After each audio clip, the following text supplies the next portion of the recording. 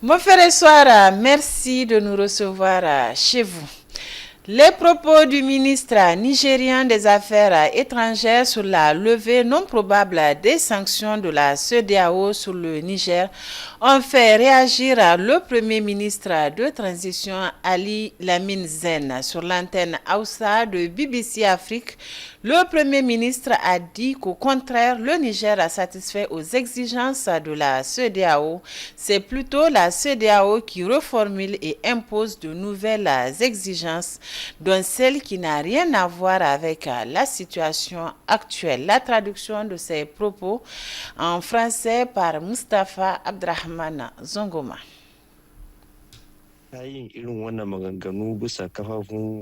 n'est pas la première fois que le ministre des Affaires étrangères du Nigeria multiplie les invectives contre notre pays sur les chaînes occidentales. Ce sont des propos qui ne sied pas entre le Nigeria et le Niger.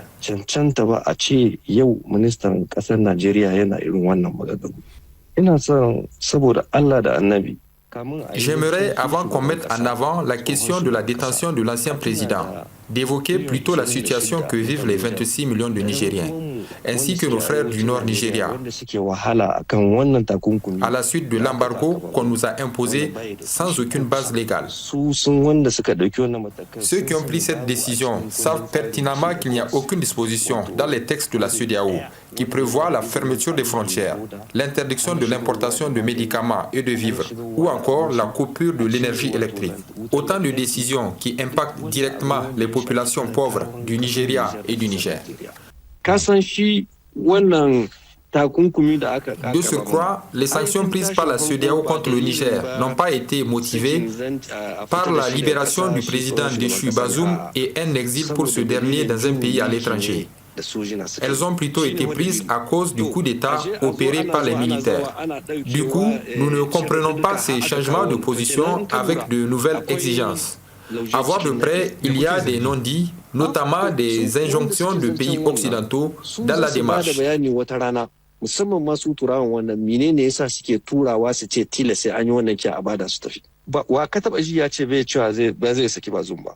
Il n'a jamais été question de ne pas libérer l'ancien président Bazoum.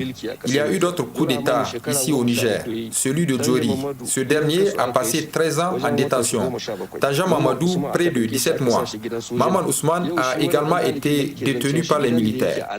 Aujourd'hui, le président déchu Bazoum est détenu dans sa résidence, en bonne santé. Le moment opportun de sa libération arrivera et ce sera à ce moment qu'il sera libéré. Bazoum est un de nos compatriotes et il n'y a jamais eu un coup d'État sur les 6 survenus au Niger pour lequel on a envoyé le président renversé en exil ailleurs. Je vous donne la garantie que rien ne lui arrivera.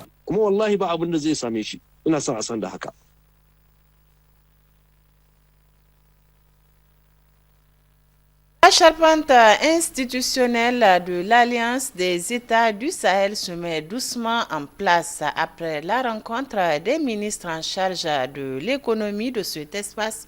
Ceux des affaires étrangères se retrouvent aujourd'hui à Bamako pour continuer à renforcer les liens entre les 3 États. Sidiko Haruna pour les explications.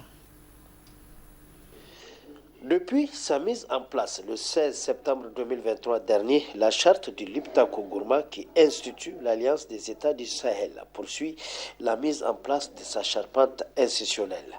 Aujourd'hui encore, les ministres des Affaires étrangères des 3 pays signataires de l'acte vont se retrouver à Bamako, toujours dans la même optique de renforcer les liens de coopération économique et sécuritaire au profit des populations de ce grand ensemble. Récemment, ce sont les ministres en charge de l'économie des 3 pays qui étaient en conclave dans la capitale malienne.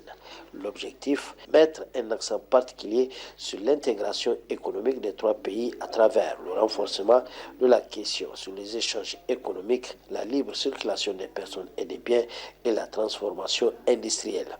Il faut le rappeler, l'Alliance des États du Sahel est née de la volonté des dirigeants de ces États d'affirmer leur indépendance et leur souveraineté sur le plan politique et économique et de répondre efficacement aux problèmes sécuritaires qui endeuillent ces grands ensembles en mettant en place une architecture commune de défense et d'assistance mutuelle, un aspect sur lequel l'AES semble produire déjà de bons résultats, comme en témoigne la récente libération de Kidal au Mali où, selon plusieurs sources, l'on note la participation des armées du Burkina Faso et celle du Niger aux côtés de leurs homologues maliens.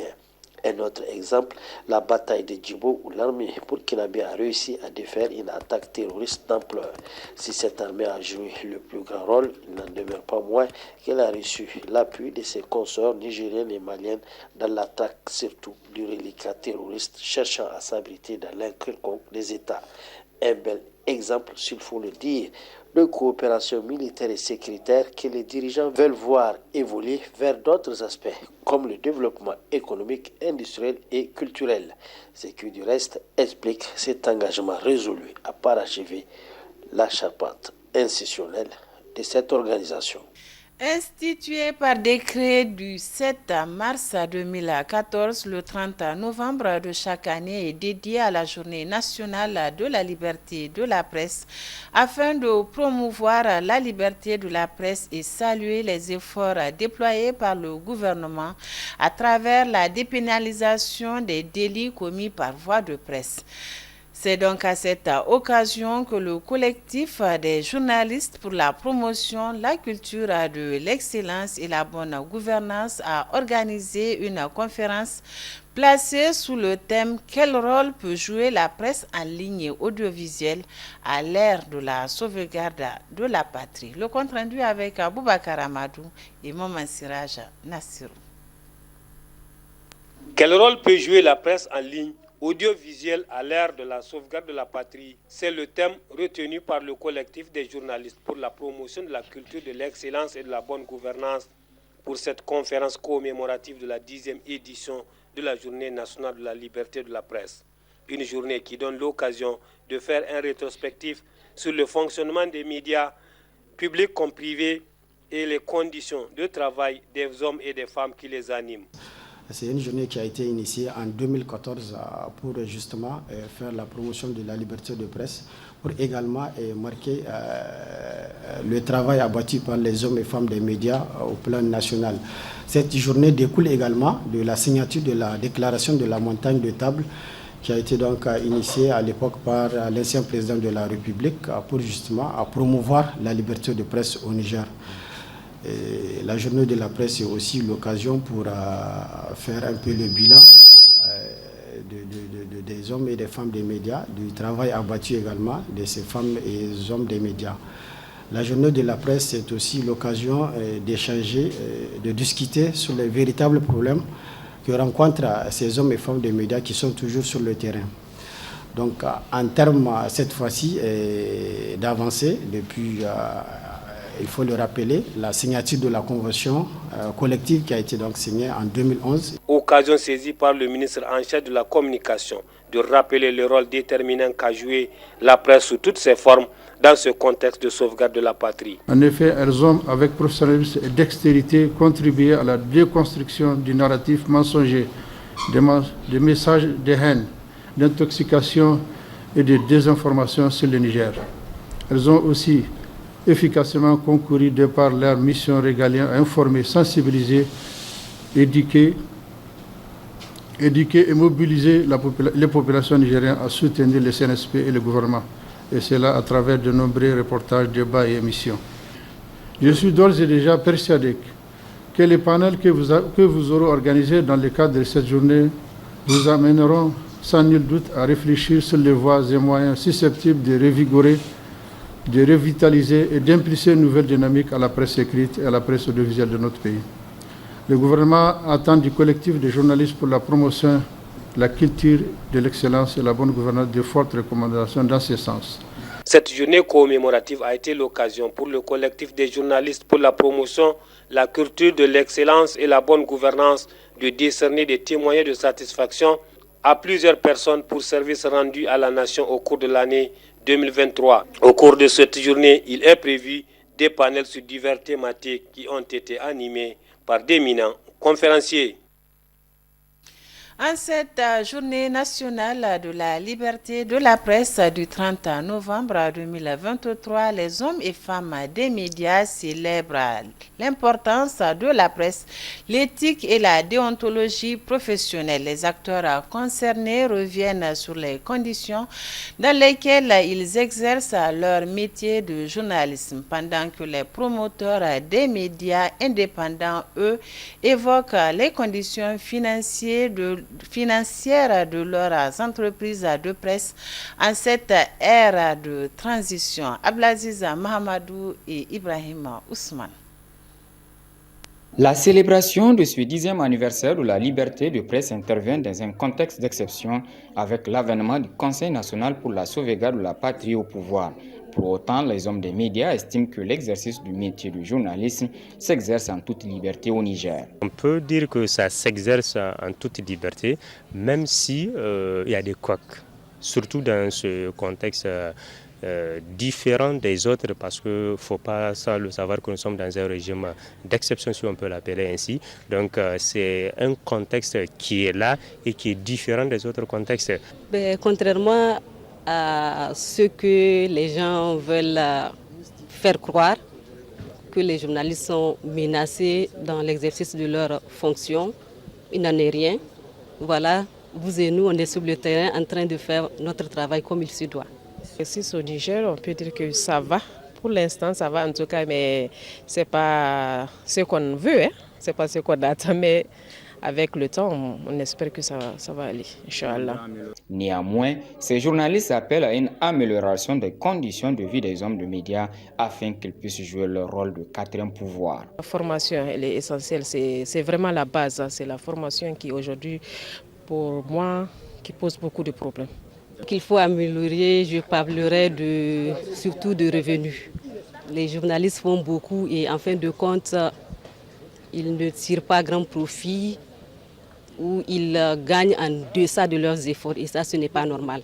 Il faut que nous nous armons du courage, mais surtout du professionnalisme. Parce que c'est ça, quand tu es professionnel et tu sais ce que tu es en train de faire et tu fais aussi bien ton boulot, là, tu ne crains rien. Les promoteurs parlent du fonds d'aide à la presse, la répartition du fonds d'aide à la presse, comment ça se faisait.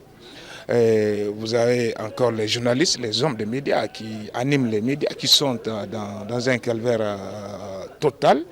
Seulement, l'avènement du CNSP au pouvoir n'est pas sans conséquence sur les activités financières des entreprises de presse. Les différentes sanctions imposées à notre pays touchent énormément les entreprises de presse. Avec toutes les difficultés possibles en tant qu'organe de médias, en tant que média, de servir encore ce public, ses téléspectateurs et ses auditeurs à travers des programmes alléchants, à travers des programmes aussi adaptés. Mais les conditions actuelles sont les mêmes que pendant Covid, sinon encore pire. Aujourd'hui, même si vous avez de l'argent en banque, vous n'avez pas accès. Et vous voyez bien, notre pays a été carrément isolé du reste du monde. Donc, où aucune activité qui permet à ces organes de presse de pouvoir exister n'est réalisée.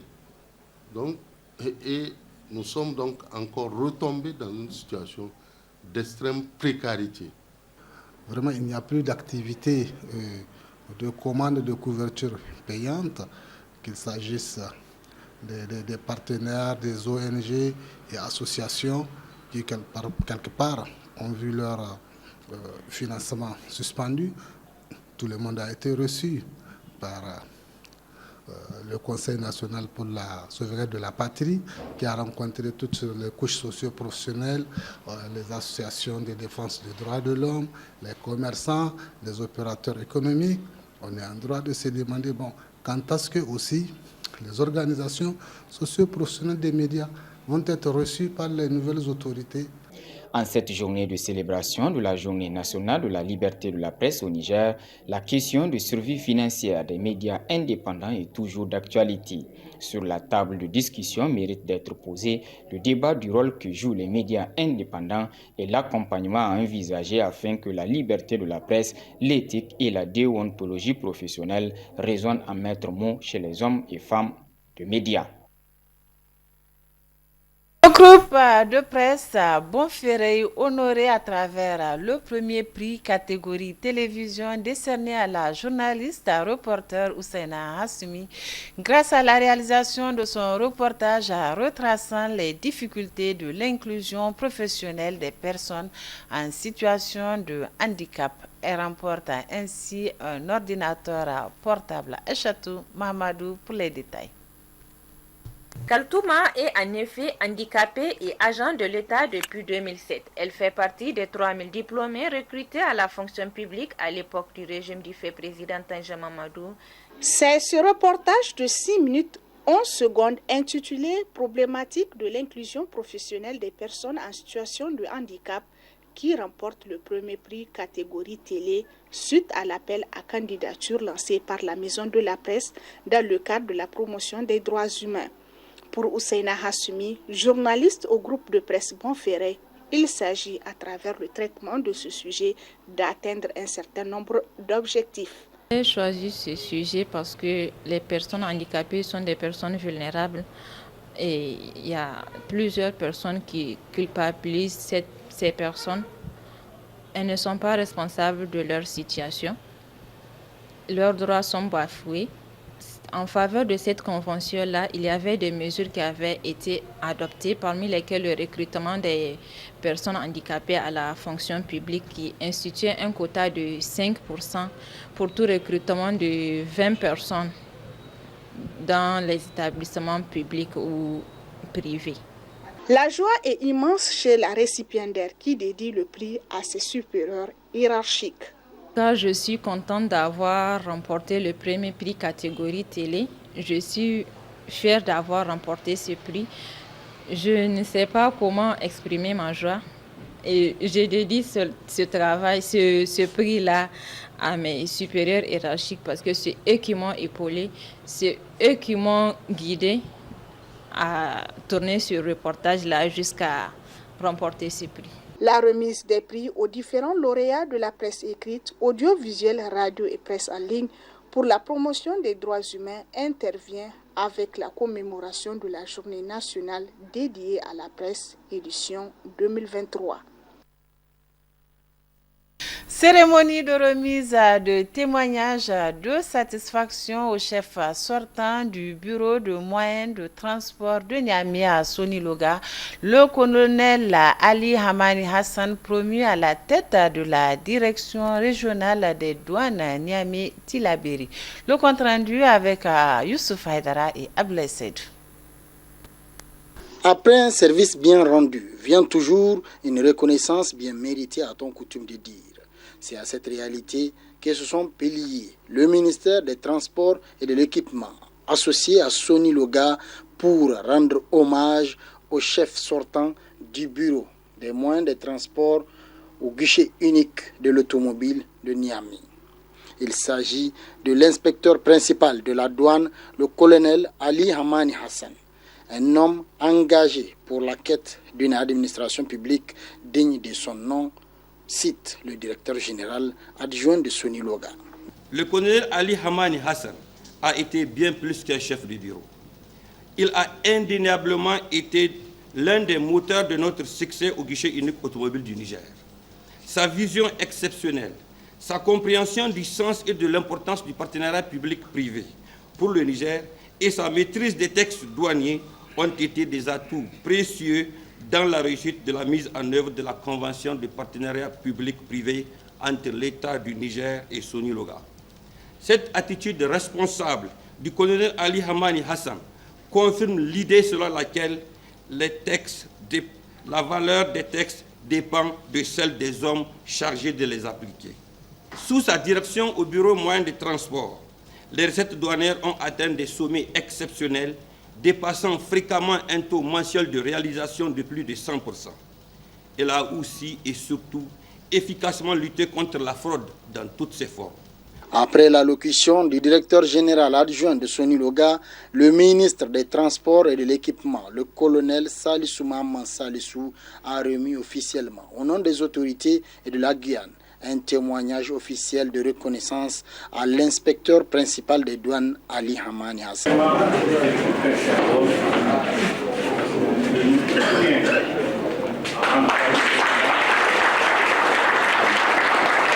Le colonel Ali Hamani Hassan quitte le guichet unique de l'automobile de Niamey pour son nouveau poste au niveau de la direction régionale des douanes Niamey-Tilaberi en qualité de directeur régional.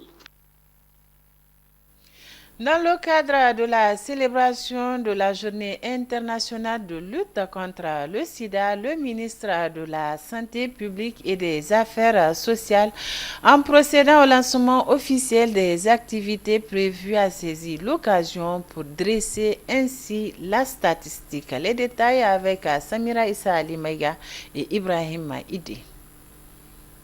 La Journée internationale de lutte contre le sida est célébrée le 1er décembre de chaque année.